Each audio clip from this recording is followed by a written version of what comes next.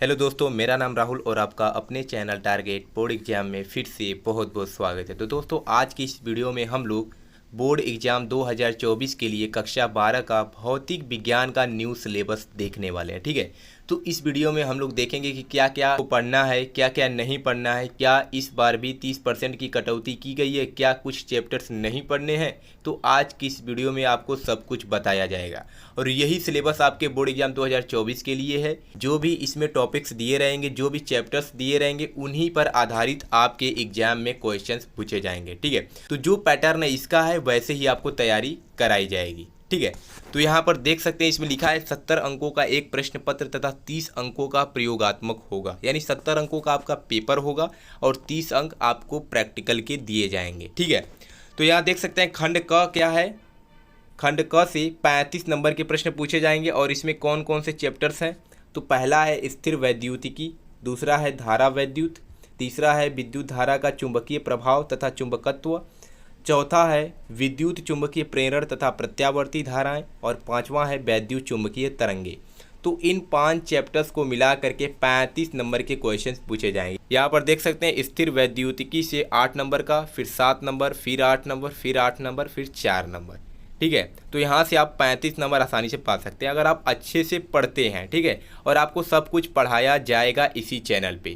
Class 10th की भी study कराई जाएगी और इस बार क्लास 12th की भी स्टडी कराई जाएगी। ठीक है, तो चैनल पर नए हैं तो चैनल को सब्सक्राइब कर लीजिएगा। अब आता है खंड ख। खंड ख में आपको क्या पढ़ना है, तो यहाँ पर देख सकते हैं खंड ख में आपको 4 चैप्टर्स पढ़ने हैं। पहला प्रकाशिकी हो गया, दूसरा हो गया द्रव्य और द्वैध प्रकृति, तीसरा हो गया परमाणु तथा नाभिक और चौथा हो गया इलेक्ट्रॉनिक युक्तियाँ। तो देखिए, आप लोग सोच रहे हो कि क्या 5 और 4 9 ही चैप्टर हमको पढ़ना है, तो ऐसा बिल्कुल नहीं है। इन चैप्टर्स के अंतर्गत कई चैप्टर्स हैं। ठीक है, प्रकाशिकी में प्रकाश का अपवर्तन है, प्रिज्म चैप्टर है, मानव नेत्र है। तो चैप्टर्स के अंदर कम से कम 5 से 6 चैप्टर्स छोटे छोटे हैं, तो आपको सब पढ़ना है। इस तरह तो 5 इसमें 4 इसमें, देखने से लग रहा है 9 ही चैप्टर्स हैं, परंतु ऐसा नहीं है। कम से कम आपको 29 से 30 चैप्टर्स पढ़ने हैं। ठीक है, तो यहाँ पर देख सकते हैं प्रकाशिकी से 13 नंबर के प्रश्न पूछे जाएंगे, जो कि सबसे ज़्यादा है।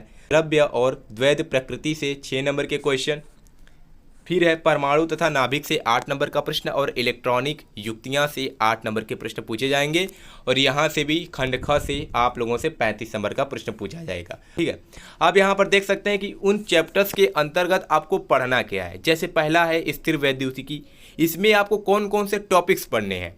तो पहला वैद्युत आवेश के बारे में आपको पढ़ना है, आवेश का संरक्षण पढ़ना है, कूलाम नियम पढ़ना है। ठीक है, तो यहाँ पर जितने सारे टॉपिक्स दिए गए हैं सब कुछ आपको पढ़ना है और एक एक टॉपिक्स पर एक एक वीडियो बनाया जाएगा। पहले वीडियो में आपको वैद्युत आवेश के बारे में बताया जाएगा, सारी जानकारी दी जाएगी जो भी एग्जाम में पूछा जा सकता है। फिर आवेश का संरक्षण बताया जाएगा, कूलाम नियम के बारे में आपको बताया जाएगा। ठीक है, अब आता है इकाई 2 धारा विद्युत। इसमें भी देख सकते हैं विद्युत धारा, धात्विक चालक में वैद्युत आवेशों का प्रवाह, अपवाह वेग, गतिशीलता तथा इनका विद्युत धारा से संबंध। इतने सारे टॉपिक्स यहाँ से पढ़ने हैं। फिर विद्युत धारा का चुंबकीय प्रभाव तथा चुंबकत्व देख सकते हैं, इतना सारा पढ़ना है आपको। फिर वैद्युत चुंबकीय प्रेरण तथा प्रत्यावर्ती धाराएं से ये सब पढ़ना है। फिर वैद्युत चुंबकीय तरंगे से इसमें ये सब पढ़ना है। फिर आता है खंड ख। ठीक है, खंड ख में पहला है प्रकाशिकी, जिसमें प्रकाश का परावर्तन, गोलीय दर्पण, दर्पण सूत्र, प्रकाश का अपवर्तन, पूर्णांतरिक परावर्तन, ये सब आपको पढ़ना है। फिर प्रकाश का प्रकीर्णन, इसमें सूक्ष्मदर्शी, खगोलीय दूरदर्शक, इन सब के बारे में आपको पढ़ना है। फिर आता है द्रव्य तथा विकिरणों की द्वैध प्रकृति, इसमें विकिरणों की द्वैध प्रकृति, प्रकाश विद्युत प्रभाव, ये सब आपको पढ़ना है। फिर परमाणु तथा नाभिक इकाई 3 है, इसमें अल्फा कण प्रकीर्णन प्रयोग इत्यादि सारे चीज़ आपको पढ़ने हैं। ठीक है, और लास्ट है इलेक्ट्रॉनिक युक्तियाँ, जिसमें आपको ठोसों में ऊर्जा बैंड, चालक, कुचालक तथा अर्धचालक, अर्धचालक डायोड, अभिलाक्षणिक कोष्ठक में अग्रदिशिक तथा पश्चदिशिक वायसन में मतलब आपको पढ़ना है ये सब, डायोड दिष्टकारी के रूप में। ठीक है, तो इतने सारे टॉपिक्स इकाई 4 में आपको पढ़ने हैं, जहाँ से 8 नंबर के प्रश्न पूछे जाएंगे।